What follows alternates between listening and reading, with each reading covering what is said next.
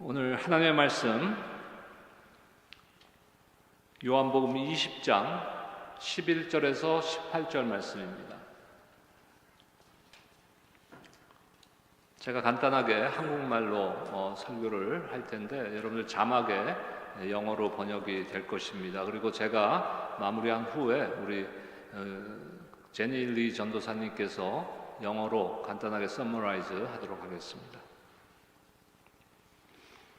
요한복음 20장 11절에서 18절 저와 여러분들 한 절씩 교독하겠습니다.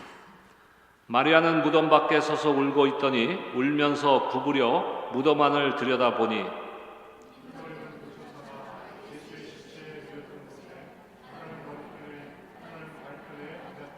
천사들이 이르되 여자여 어찌하여 우느냐 이르되 사람들이 내 주님을 옮겨다가 어디 두었는지 내가 알지 못함이니이다.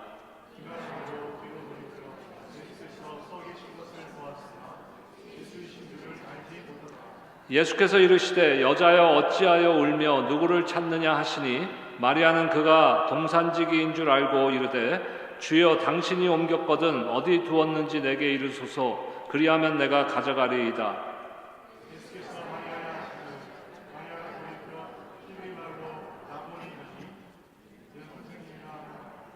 예수께서 이르시되 나를 붙들지 말라 내가 아직 아버지께로 올라가지 아니하노라. 너는 내 형제들에게 가서 이르되 내가 아버지 곧 너희 아버지 내 하나님 곧 너희 하나님께로 올라간다 하라 하시니 막달라 마리아가 가서 제자들에게 내가 주를 보았다 하고 또 주께서 자기 이렇게 말씀하시는 이르니라. 아멘. 할렐루야. 주님 부활하셨습니다. 오늘 우리는 너무나 잘 아는 이야기, 빈 무덤의 이야기를 함께 봉독했습니다. 하지만 이 이야기를 단순히 예수님이 살아나셨다는 사건으로만 이해한다면 우리는 이 본문의 영적인 참된 의미를 놓치는지도 모르겠습니다. 요한은 단순한 사건을 기록한 것이 아닙니다. 요한은 의도적으로 구약의 창세기와 예수님의 부활을 지금 연결시키고 있습니다. 창세기는 어떻게 시작합니까? 태초에라고 시작합니다. 요한복음 1장은 어떻게 시작합니까? 태초에라고 시작합니다. 창조는 어두울 때 시작되었습니다. 그리고 오늘 본문은 어떻게 시작합니까?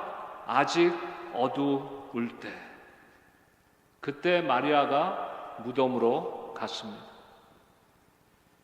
창세기의 그 태초의 어두움이 오늘 부활의 아침 여기에도 함께 있습니다.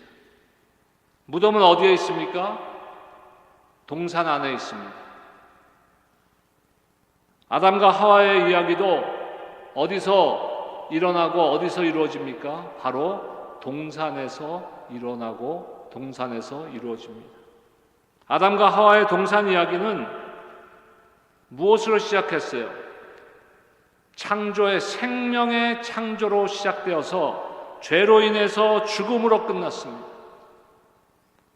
그런데 오늘 부활의 아침에 예수님의 동산 이야기는 무엇으로 시작합니까? 거꾸로 죽음으로 시작해서 하나님의 선하심으로 인해 부활의 생명으로 지금 결론을 짓고 있습니다. 이것이 무엇입니까? 바로 오늘 설교 제목인데 새 창조, New Creation입니다. 새로운 창조입니다. 우리는 단순히 부활을 기념하는 것이 아니라 하나님이 이 세상을 다시 재창조하는 그 순간을 보고 있는 것입니다. 마리아는 아직 어두울 때 무덤으로 갑니다. 그리고 충격적인 장면을 발견하는 것이 이게 뭡니까? 빈 무덤 앞에서 마리아는 인간의 한계를 보여주고 있는 것이. 오늘 11절부터 읽었지만 원래 본문은 1절부터입니다. 1절과 2절 말씀 한번 보겠습니다. 함께 읽겠습니다. 시작. 안식 후 첫날 이른 아침 아직 어두울 때 막달라 마리아가 무덤에 와서 돌이 무덤에서 옮겨진 것을 보고 시몬 베드로가 예수께서 사랑하시던 그 다른 제자에게 달려가서 말하되 사람들이 주님을 무덤에서 가져다가 어디 두었는지 우리는 알지 못하겠다 하니. 자, 6절에서 8절 말씀을 보겠습니다. 우리 함께 다시 한번 읽겠습니다. 시작. 베드로는 무덤 안으로 돌아가 보니 세마포가 놓였고 또 머리를 쌌던 수건은 세마포와 함께 놓이지 않고 딴 곳에 쌌던 대로 놓여 있더라. 그때야 무덤에 먼저 갔던 그 다른 제자도 들어가 보고 믿더라. 10절 말씀 한 절 더 읽겠습니다. 시작. 그 제자들은 다시 자기 집으로 돌아가니라. 아멘. 고대 유대 사회에서 무덤에서 시신을 도구라는 것, 무덤을 도구라는 것은 흔한 일이었다고 합니다. 마리아가 시신이 도둑맞았다고 생각한 것은 그래서 그때의 상황에는 상식적인 것일 수도 있습니다. 충분히 이해할 만한 일이라는 것입니다. 베드로와 다른 제자도 그곳으로 달려갔지만 그 누구도 무덤 속에 없는 예수 그리스도, 그 빈 무덤에 대한 문제를 해결할 수는 없었습니다. 세마포만 남겨진 빈 무덤, 그리고 두 제자는 아직 울고 있는 마리아를 그냥 지나쳐 집으로 돌아갔다고 성경은 기록하고 있습니다. 그녀의 슬픔을 보지 못했어요. 여기서 중요한 장면이 나오는 것입니다. 누가 남았습니까? 마리아는 남아 있습니다. 다른 제자들은 떠났지만 마리아는 떠나지 않았습니다. 왜 그렇습니까? 주님을 사랑하는 마음이 너무 깊었기 때문에. 그래서 그 슬픔이, 사랑의 깊이만큼 슬픔이 그에게 왔기 때문에 그것을 떠날 수가 없었던 것이. 그리고 없어진 예수 그리스도의 시신을 그냥 없어졌나 보다 하고 포기할 수가 없었던 것이. 우리가 하나님을 만나면 떠나지 않아야 됩니다. 이해가 안 돼도, 때로는 답을 몰라도, 때로는 눈물이 나도 그 자리에 머물러 있는 사람들, 그것이 저와 여러분들이 되시기를 주님의 이름으로 축복합니다. 그런 사람이 결국 주님을 만나는 거예요. 마리아가 그곳을 떠나지 않고 그 자리를 지켰기 때문에 마리아는 부활하신 주님을 만난 것입니다.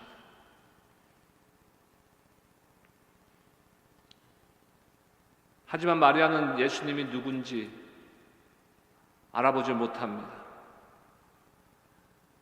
11절과 12절 말씀 보겠습니다. 함께 읽겠습니다. 시작. 마리아는 무덤 밖에 서서 울고 있더니 울면서 구부려 무덤 안을 들여다보니 흰옷 입은 천사 둘이 예수의 시체 뉘었던 곳에 하나는 머리편에 하나는 발편에 앉았더라. 14절 말씀입니다. 시작. 그 말을 마치고 뒤로 돌이켜 예수께 서 계신 것을 보았으나 예수인 줄 알지 못하더라. 16절입니다. 시작. 예수께서 마리아야 하시거늘 마리아가 돌이켜 히브리 말로 라보니 하니 이는 선생님이라는 말이라. 18절입니다. 막달라 마리아가 가서 제자들에게 내가 주를 보았다 하고 또 주께서 자기에게 이렇게 말씀하셨다 이러니라. 이 단계가 전개되는 것이. 마리아는 무덤 밖에서 계속 울고 있었습니다. 두 제자는 떠났지만 마리아는 떠나지 않았어요. 그래서 두 천사를 벗고 그 다음 누구를 보았습니까? 예수님을 보았습니다. 처음에는 그분인 줄 알지 못했죠. 그래서 누구라고 생각했습니까? 동산에 있으니 동산을 지키는 동산지기인가 보다 했습니다. 이것은 대단히 중요한 상징적인 의미를 우리에게 줍니다. 왜냐하면 예수님께서는 실제로 오늘 말씀의 주제인 새 창조의 동산지기이시기 때문입니다. 그때 예수님이 말씀하십니다. 마리아여, 여자여 어찌하여 울며 누구를 찾느냐. 그 한마디에 그녀는 즉시 주님을 알아봤습니다. 왜요? 자신의 이름을 불렀기 때문에. 타미 워커라는 찬양 사역자의 찬양 중에 He knows my name 이란 찬양이 있습니다. 저도 많이 즐겨 불렀던, 은혜를 받았던 찬양인데 He knows my name. 주님이 여러분들의 이름을 알고 계십니다. 그리고 부르십니다. 마리아야 불렀듯이. 창세기에서 하나님이 동산에서 아담을 부르실 때 무엇이라 하셨습니까? 네가 어디 있느냐? 하나님은 잃어버린 자를 찾으러 오신 거예요. 잃어버린 아담을 찾으러 오신 거예요. 이번에도 예수님은 동산에서 마리아를 찾아오셨습니다. 그리고 그녀의 이름을 부르십니다. 우리가 잘 아는 죽은 나사로를 살리신 사건을 기억하시기 바랍니다. 그때 무엇을 기억해야 됩니까? 예수님은 나사로도 이름으로 부르셨다는 거예요. 나사로야 나와라 그랬습니다. 죽은 지 나흘이 지난 나사로가 무덤에서 나왔습니다. 이름을 부르시는 예수님, 그 어떤 장애도, 그 어떤 장벽도, 심지어는 죽음조차도 넘어서는 주님이심을 여러분들 믿으시기 바랍니다. 두 제자는 마리아를 보지 못했습니다. 그러나 예수님은 보셨어요. 그녀의 눈물을, 그녀의 두려움을, 그녀의 사랑을, 그리고 마리아의 이름을 부르셨습니다. 예수님은 오늘 동일하게 저와 여러분들을 부르고 계시는 줄로 믿습니다. 우리가 너무 가짜 속에 살고 있어요. 근데 가짜가 진짜냐 우리가 생각할 때가 많습니다. 그 대표적인 게 뭐예요? 소셜미디어. 소셜미디어의 속의 모습으로 예수님께서 나를 부르시는 것이 아니라, 다른 사람들에게 보여주기 위한 어떤 겉모습이 아니라 있는 그대로의 우리의 모습을 보고 계시다는 것이, 상처와 실망과 원망도, 소망과 꿈과 마음의 소원도 예수님은 다 아시고 우리를 보고 계십니다. 그리고 우리를 부르십니다. 저를 따라하세요. 여러분들의 이름을 넣고 누구누구야 하시기 바랍니다. 시작. 여러분들의 이름을 넣으시라니까요. 그러니까 저 같으면 민재야. 시작.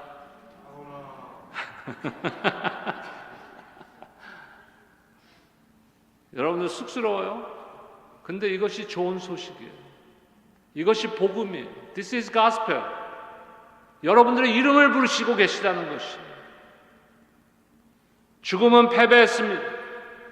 그로 인해서 이제 새로운 시대가 시작되는 것입니다. 예수님의 부활은 단순한 기적이 아니에요. 예수님의 부활은 역사의 전환점입니다. 그것은 하나님이 세상을 새롭게 창조하기 시작하신 순간입니다. 이 순간부터 세상은 완전히 달라진 것입니다. 요한계시록 21장 5절 말씀 보겠습니다. 함께 읽겠습니다. 시작. 보좌에 앉으신 이가 이르시되 보라 내가 만물을 새롭게 하노라 하시고 또 이르시되 이 말은 신실하고 참되니 기록하라 하시고. 이 만물 안에는 저와 여러분들이 포함되어 있는 것이에요. 예수 그리스도의 부활 생명과 능력은 지금 저와 여러분들 안에 동일하게 열려 있음을 여러분들 믿으시기 바랍니다. 부활은 단지 예수님의 사건이 아니라 우리 모두의 이야기입니다. 그리고 성경은 예수님의 부활은 죽음 자체가 패배했음을 선언합니다.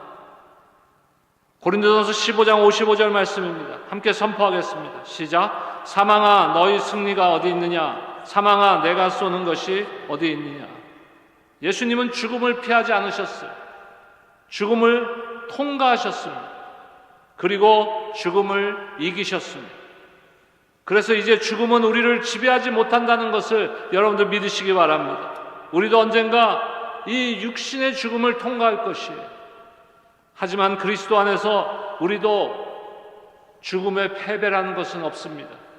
우리도 패배하지 않고 이길 것임을, 이미 이겼음을, 이미 그리스도께서 십자가에서 이기시고 부활하심으로 그 승리를 우리에게 확증해 주셨음을 여러분들 믿으시기 바랍니다. 고린도전서 15장 26절에 보니까 맨 나중에 멸망받을 원수는 사망이니라 그랬어요. 성경은 죽음이 패배할 것이라 하지 않고 멸망할 것이라고 했어요. 완전히 사라질 것입니다. 그리고 우리가 믿는 것은 무엇입니까? 그날은 반드시 온다는 것이에요. 예수님께서는 지금도 저와 여러분들의 이름을 부르고 계십니다.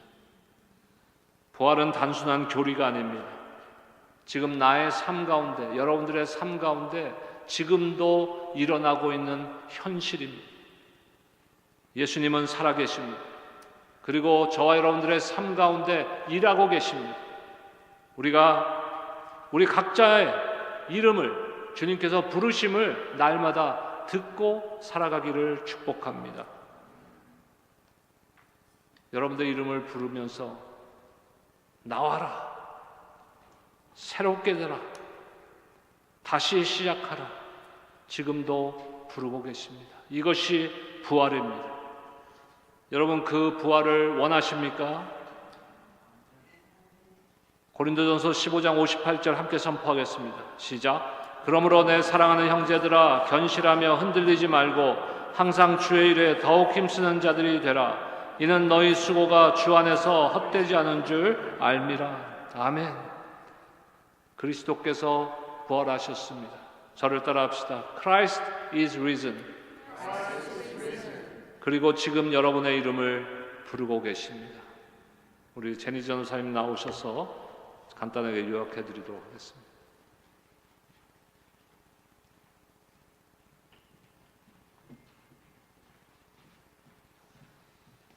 Good morning, everyone. Good morning, Isaac. All right. The message we heard today is that the empty tomb story in the Gospel of John is not simply a record of resurrection. It is a story of new creation that reminds us of Genesis. If we understand this passage only as the event that Jesus came back to life, then we miss the depth of what John is showing us. He's not merely recording an event, but John is showing us that God is beginning something new here. First, notice how this passage begins. Genesis begins with the words, we all know, right? In the beginning. And also, John chapter 1 begins with those same words, in the beginning.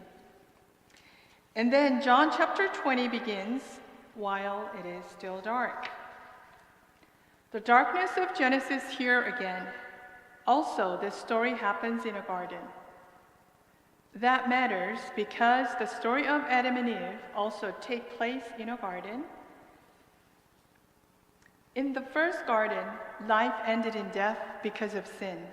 But in this garden, the garden of Jesus' resurrection, death ends in resurrection life because of the goodness of God. So today, we are not simply remembering the resurrection. We are seeing the moment when God begins to create the world again. Then the message brings us to Mary Magdalene. She comes to the tomb while it is still dark. And she finds a shocking scene here. The stone has been removed, and naturally, she thinks someone has taken the body of Jesus. Peter and the other disciples also run to the tomb.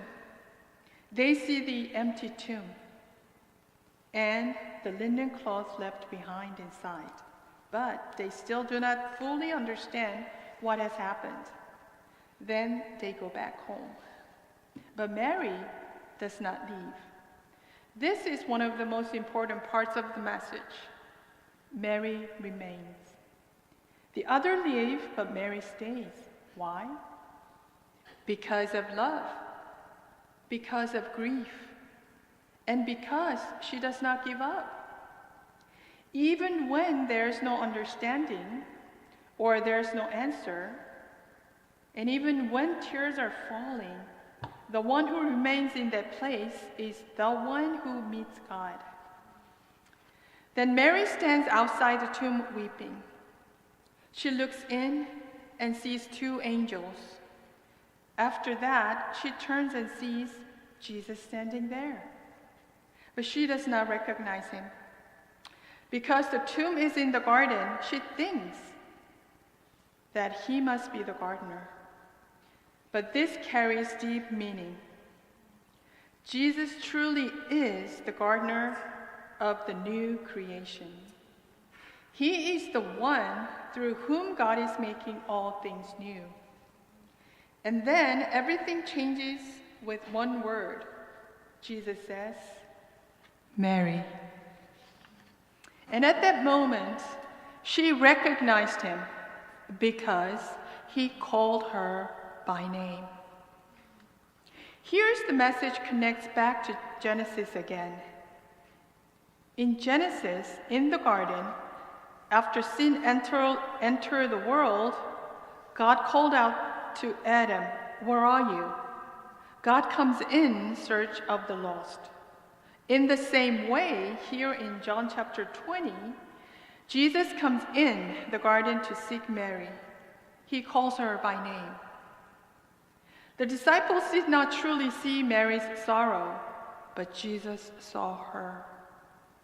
He saw her tears, her love, and he called her by name. And this is also good news for us today. Because Jesus still sees us as we truly are, he does not see only the image we show it to others. He sees the wounds and disappointments, the bitterness, the hopes, and the deep desires of our hearts. He sees us and he calls us. From there, the message moves to the meaning of the resurrection itself. The resurrection of Jesus is not merely a miracle. It is the turning point of history. It is the moment when God began to renew the world. From that moment on, the world was no longer the same. The resurrection means that death itself has been defeated. Jesus did not avoid death. He passed through it and he conquered it. So now death can no longer rule over us. Amen? One day, we too will pass through death. But in Christ, we do not end in defeat. We share in his victory. Scripture says that the last enemy to be destroyed is death. And that day is surely coming. Finally, the message closes with this encouragement. The resurrection is not merely a doctrine. It is a present reality. Jesus is alive. And even now, he is at work. And even now, he is calling each one of us by name. Isaac, Sam, Aaron. The empty tomb is the beginning of new creation. The risen Christ sees us as we truly are, calls us by name. And through his resurrection life, he is making all things new. Christ is risen, and even now, he is calling your name. Amen. 이 시간 부활의 주님께서 여러분의 이름을 불러주십니다. 그분께 잠시 기도하겠습니다.